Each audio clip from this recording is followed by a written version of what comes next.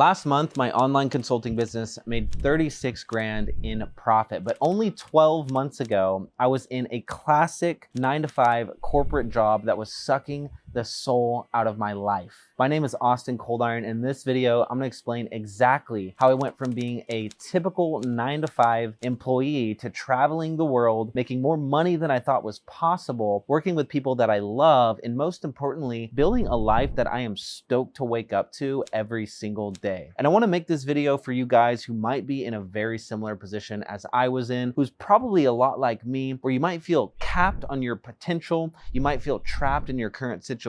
And I wanna show you what it actually takes to build an online consulting business that gives you full freedom to do what you want, where you want, with who you want, whenever you want, so you can do things like travel to Europe for 3 months or move to a tropical paradise island or work just a few hours a day. And for me, it all started in an affluent, middle-class, suburban neighborhood in Edmond, Oklahoma. And everybody in my neighborhood, everybody around me followed the same traditional path. Go to college, get good grades, get a corporate job, maybe rise the ladder, and after 65 years, maybe you get to retire and taste a little bit of freedom. And you know, as a kid, you don't know what you want to do, and so you follow the same path that your entire environment, all of your friends are going down as well. And for me, I was always very focused on playing soccer and getting good grades. I was very competitive, pretty scrappy, and so I ended up becoming the captain of my high school soccer team. The other time was spent really focusing on getting good grades and trying to get into college and hanging out with friends. And eventually, you know, I did get good grades and my parents were proud of me, and I got into one of the best universities in Oklahoma, which was the University of Oklahoma. Then I had the classic college experience. As soon as I got in, I joined a frat and I went through my typical college party boy phase where I was getting drunk every day. Okay, not every day, but every weekend, and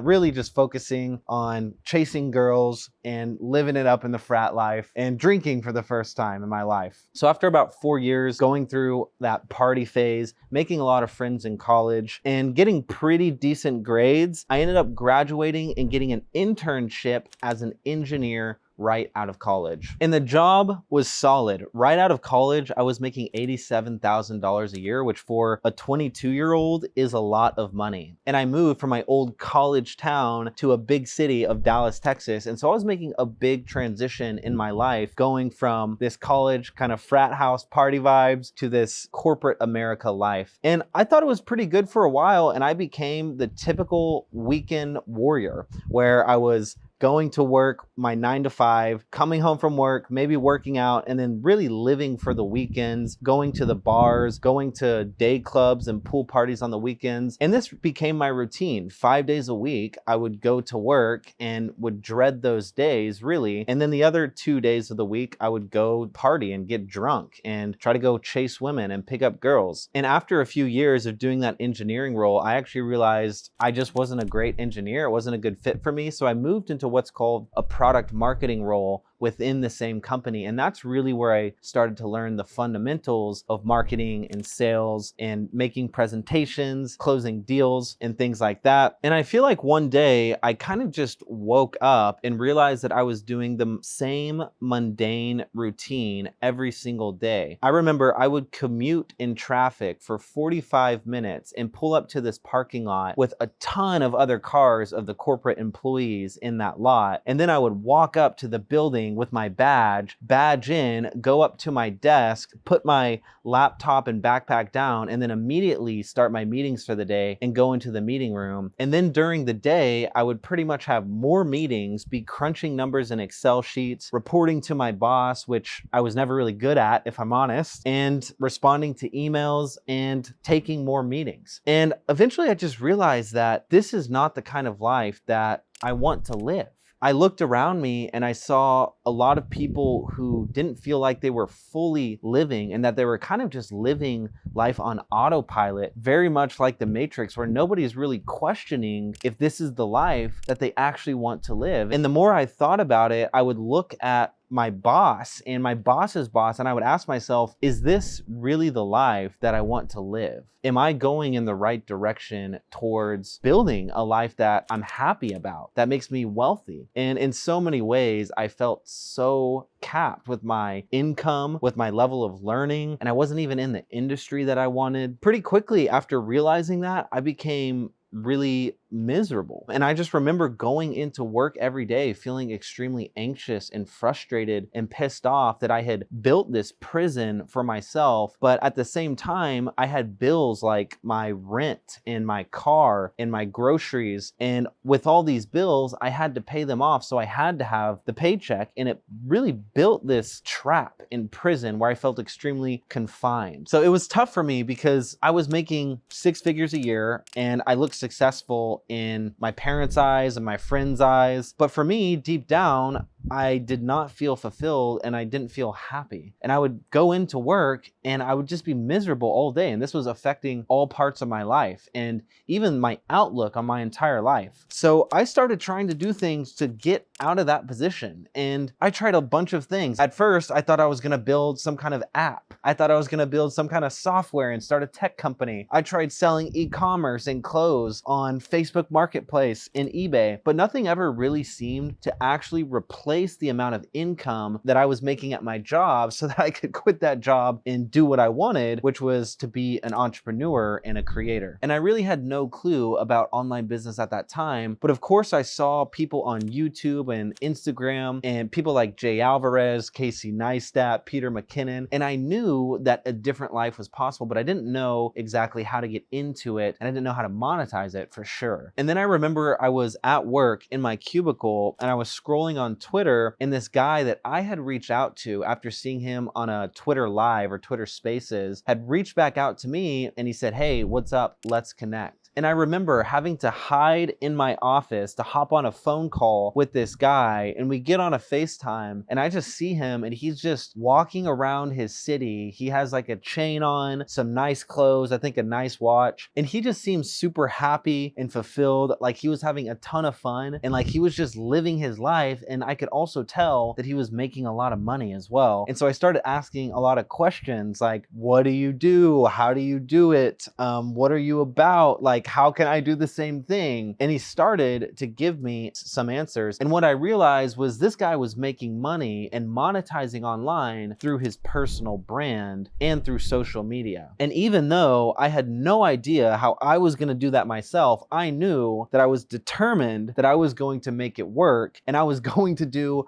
whatever the hell it took to make that same thing work for myself. And I'll never forget, he told me that entrepreneurship isn't for everybody and you have to take calculated risk to be an entrepreneur. And most people never take any risk. And that just really resonated with me because I was somebody who grew up in a very conservative household with conservative parents. And I never really took a bunch of risk my whole life, yet I was saying I wanted to be an entrepreneur. So it kind of turned this switch on my head where I was like, oh, in order to be an entrepreneur, I have to take risks because that is what entrepreneurship is about. So one of the first risks that I started taking was I started a YouTube channel in spite of being in that 9-to-5 job. And I started posting YouTube content about all kinds of things, personal development, entertainment content. I ran like an ultra marathon with a bunch of athletes in Durango, Colorado. I started vlogging around New York City like I was Casey Neistat. And at the time I was still working at the 9-to-5 job and I didn't know if my colleagues knew that I was posting on YouTube or not, but I went ahead and did it anyways. And it was about that time that I was traveling to Singapore to visit work, and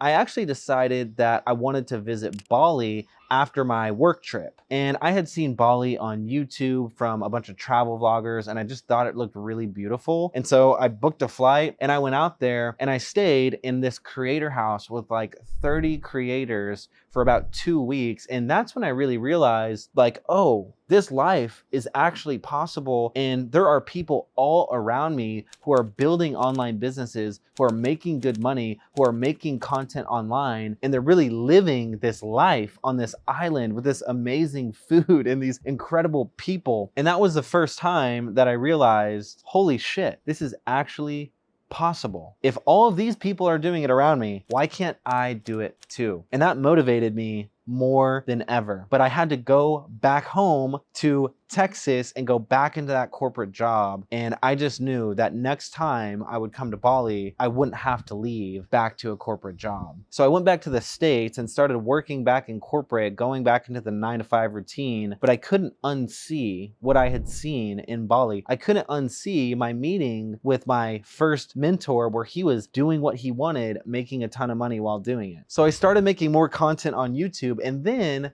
the unthinkable happened. You know, when I was first on YouTube, I used to think that you made money from getting views. And so I would make all of these videos to go viral on YouTube in hope that I could get as many views as possible. So I was spending a ton of time scripting my videos, editing my videos, posting, filming, doing all these different camera angles and B-rolls, and putting so much time and effort because I really wanted to go viral. And after about 10 videos, I uploaded this video about discipline and procrastination, and it got 220,000 views in 2 weeks. And at that point I was like, I made it.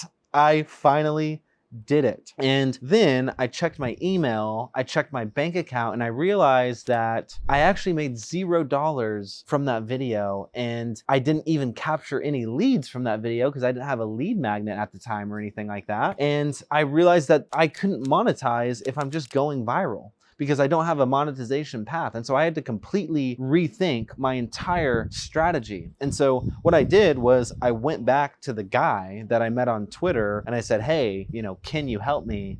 And he told me that he could. And so that is when I decided to take even more risk. So I ended up paying him a multi-4-figure a year investment, which for me at the time felt like a lot of money and a ton of risk. And I was really scared, but I was determined to making this happen for myself. And one of the first things that I did was I created a high ticket offer, because after I went viral, I realized that I don't want to be famous. So I had to look at my existing skill sets, and I also looked at who are the people that I actually want to serve. And at the time, since I was already going to all these different YouTube conferences, creator conferences, I knew that I really liked serving and working with creators and entrepreneurs, because those are the people who are putting themselves out there, who are making moves, who are changing the world. And when I looked at my existing skill sets and realized that I was a product marketer for a company that was doing $100 million in sales, and a lot of the creators and entrepreneurs that I was working with didn't know how to market, sell, deliver a product, and it was a perfect skill that I could place within the creator economy. And so I went to a creator that I knew from going to a conference, and I pitched him and I said, I will help you create an offer, launch it, scale it, and deliver it. And we ended up doing that exact same thing. And the first creator that I did that with, we ended up making over 65 grand in a single month. And he was pretty shocked. I was pretty shocked. But it turns out that the skills of marketing and sales are actually evergreen and can be transmuted across industries, whether it's in the creator economy or whether it's in technology. And so after that little bit of success that I had, I knew that this would be the best opportunity for me to really quit that job and really monetize and make a good living so that I could replace that 9 to 5 income and eventually do this full time. And keep in mind, I was still at this corporate 9 to 5 job the whole time that I was doing this. And so I was grinding, working from like 5 a.m. in the morning to 9 a.m. and then 5 p.m. at night to 9 p.m. or even 11 p.m. sometimes every single day. So I was working really hard trying to dig my way out of this situation that I had found myself in. So pretty quickly after that launch, I started getting referrals. I started getting more clients. And I think I had around 2 or 3 clients at the time. But at that point, it was a pretty painful situation for me because I was still going into work every day, miserable at that job, but I also didn't have enough money to where I could leave it full time. And I was still working a lot. And eventually my boss actually found out that I had a business on the side, and he was putting a ton of pressure on me to go into office. He was like watching me. He was manipulating and lying about me. And so that was a really painful time. And then I had a conversation with my mentor about my situation and what I was doing. And he kind of reminded me that entrepreneurship is about taking strategic risk and calculating, what your future is going to look like, but then making a decision to ultimately take that risk because there's going to be a bigger payoff in the future future. And so I forecasted my revenue for the month, looked at my savings, and I ultimately came to the conclusion that this was a risk that I was going to take. So the next week, I walked into my boss's office, I handed him a letter, and I said, "This isn't working out. I'm done." And I walked out, and I got to say that was probably the best day of my life. So after I quit the job, I really had enough energy and time and momentum to really start investing and building the business out, building out my program, building out the process, working with more clients, getting better case studies and testimonials, results, growing my audience. Then around October of last year, something crazy happened. I was walking in my neighborhood and I got an email from a guy, Andrew Kirby, who is the host of the School Games. And he said, "You have been selected as a part of Alex Hormozi's 100 Challenge." And the 100 Challenge was a group of 100 entrepreneurs selected out of thousands of applicants on School to race to the most amount of revenue in 90 days. And so this was a sprint with Alex Hormozi, Andrew Kirby, and Victor as the leaders of this group, showing us how to make more money, how to scale faster, and how to use community to actually scale up our online businesses. And so we did this for 90 days. And although I didn't win, I got 14th, making I think around $66,000 in that 90-day period. And that is really when I learned how to dial in my systems and help my clients and give them really amazing results. Yeah, so the whole way through, I continued to build my micro niche personal brand and my audience, and I continued to help people build their online offers, build their programs, scale with content, monetize through marketing and sales. And the results have just been insane. And recently, I tallied up my client results and I've had over $1 million